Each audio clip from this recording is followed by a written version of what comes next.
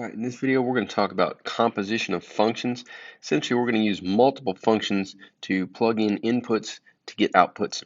And sometimes we'll be taking the entire function and just substituting that into another function and then simplifying from there. So let me show you what that's going to look like.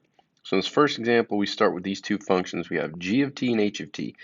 And we use the g of t in place of the y and the h of t in place of the y so that we can name the functions. So when I'm talking about function g, we're going to know I'm talking about t squared minus t. And when we talk about function h, we know we're going to be talking about 3t plus 2.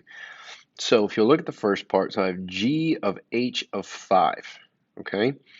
G of h of 5. So what I'm going to do here is I'm going to take the h of 5, and I'm going to take this 5, and I'm going to plug it into every t value in function h. So I'm just going to take this right here and plug it in here. All right.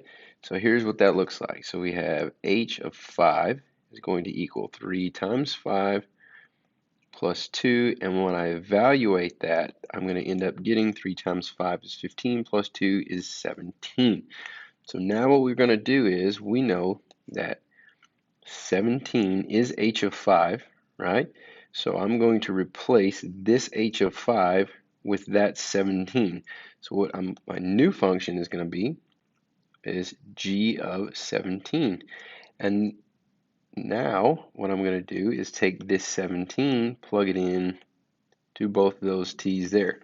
So what you're going to get is 17 squared minus 17.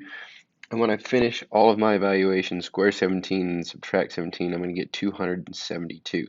So the first thing I'm going to do is I'm going to plug the 5 into the h, and then when I get my output, I'm going to plug that into my g function, and we're going to end up with 272. Okay? Now, I've got another one over here. I want you to pause the video, try it by yourself, and then we'll come back and check it. All right, so now that you have a chance to try that on your own, notice that the function is the same thing, but we're in reverse. Okay, so I'm going to plug it into the g function first, and we're going to see if we get the same thing. Okay, so I'm going to separate my work so I don't get confused. So I'm going to take the 5, I'm going to plug it in right here to those t's, and I have g of 5 equals 5 squared minus 5. When I evaluate that, I get 25 minus 5, which is 20. Now I'm going to replace this g of 5 with 20 and get h of 20 equals, now I'm going to use my h function here, and I get 3 times 20 plus 2. When I finish all my evaluations, I get 3 times 20 is 60 plus 2 is 62. So now then, if I evaluate this composition, I get 62. And if you'll notice, these two are not the same. So be careful. Order does matter. Make sure you plug it in the right order. Okay? All right. So now on this one, I'm going to take one function and I'm going to plug it into the other. I don't have a number right here, so I'm not going to do single numbers. I'm going to take this entire function, h of t, I'm going to plug it in to both of those t's right there. Okay, so here's what that's going to look like. It's going to be g of h of t. That is going to equal 3t plus 2 squared minus, and be careful here because this needs to go in parentheses, right? Because now when I distribute this negative, it's going to make both of those negative. So I got minus 3t minus 2.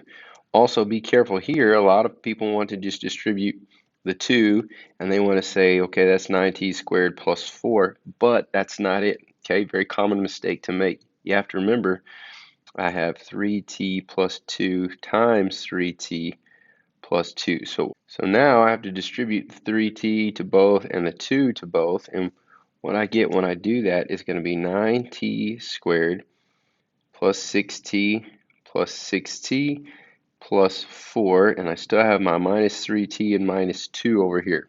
Okay, now I got to go through and collect all my like terms.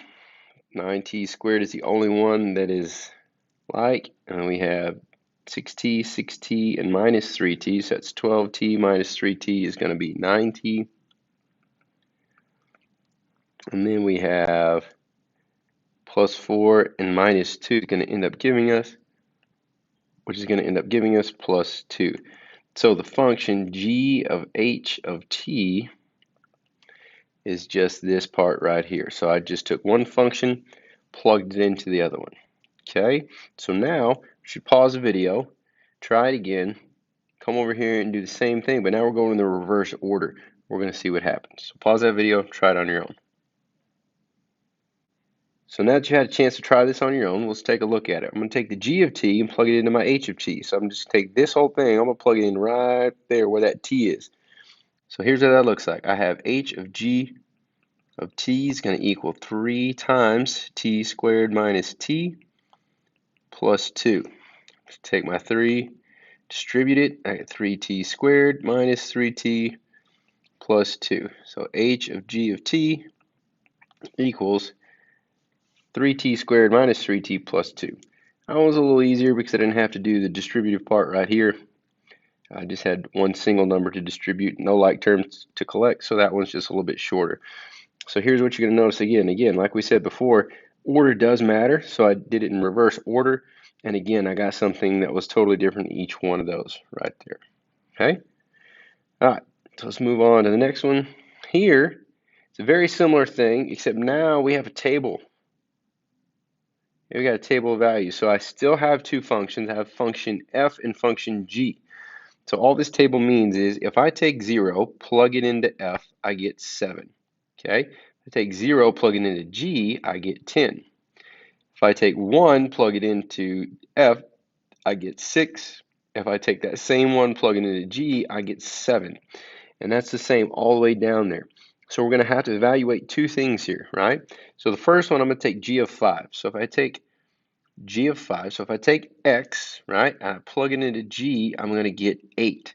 So what that gives me now is f of 8. Now, I'm going to take this 8, right, so I'm going to go down there where x is 8, I'm going to plug it into f, and we're going to see that we get 2. So f of g of 5 equals 2. Okay, so you got to plug it in twice. Remember, the number that starts off right next to our function name, that is going to be our x value. And from there, we got to determine which function to plug it into to get our output. All right, I got one more for you down right here. I want you to pause the video and try that one on your own. All right, so now that you had a chance to try it, first thing I'm going to do is I'm going to take the 6, that's my x value. I'm going to go down to where there's a 6. If I plug it into the f value, I realize that I get 7. So I know f of 6 is 7, so I have g of 7. Now I have an x value of 7, so I'm going to start right here with x value of 7. I'm going to plug it into my g this time. I'm going to look down here and I'm going to see that I get 11. Okay, so g of f of x is 11. All right, so when given a table of values, you just have to start with the x value and then plug it into the correct function to see what your corresponding y value will be. All right, so again, this was composition of functions where we're essentially taking one function and plugging it back into another function. All right, so one more thing I want to make note of.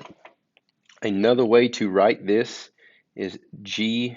Okay, you're going to see this right here. It looks like a multiply sign, but it's not a multiply. The math term that goes with it is dot. So it's g.h, and all they're saying is take h, plug it into g. So it's the exact same thing as this right here, g of h of t. All right, just want to throw that out there. So if you see this right here, all you're doing is taking h, plugging it into g, just like we already did. All right, and like always, hope this video helps, and we'll see you in the next one.